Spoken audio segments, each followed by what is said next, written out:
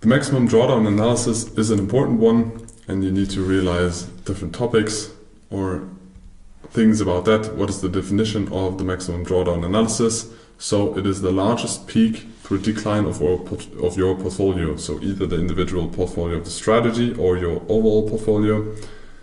And it measures how much risk you generally have in your investment strategies or your financial decisions.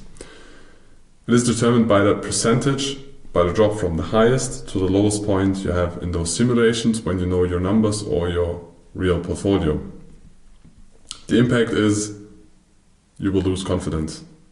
Everybody loses confidence. Even if you create your own strategy, it's going to be even more difficult if you learn another strategy and try to adapt another concept, and then you have a losing streak, because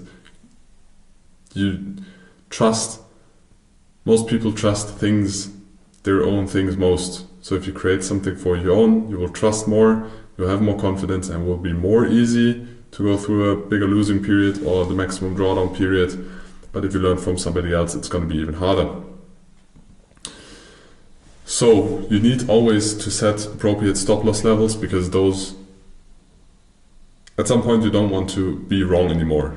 So the likelihood of you extending your stop loss to a level where it was not at first is going to raise, and you should not do this, because then your risk gets bigger and your drawdown will get bigger, very likely get bigger than the one you calculated or you accepted with, and then you will fuck up the numbers of the trading strategy and your portfolio. So always set appropriate stop losses and stick to them and don't change them.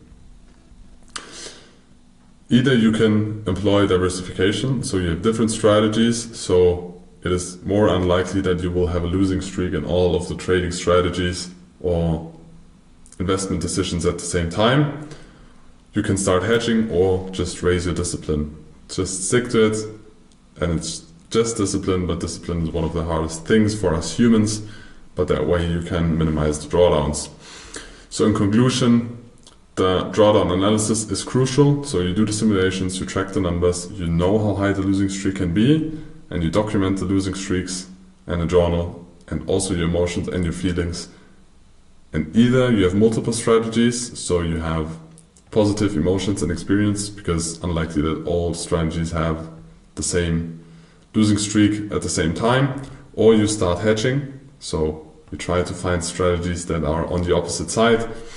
For example, if your trading strategy tends to have losing streaks on markets rising continually, try to hedge with a passive investment part. And that way you can create resilience for your investment portfolio.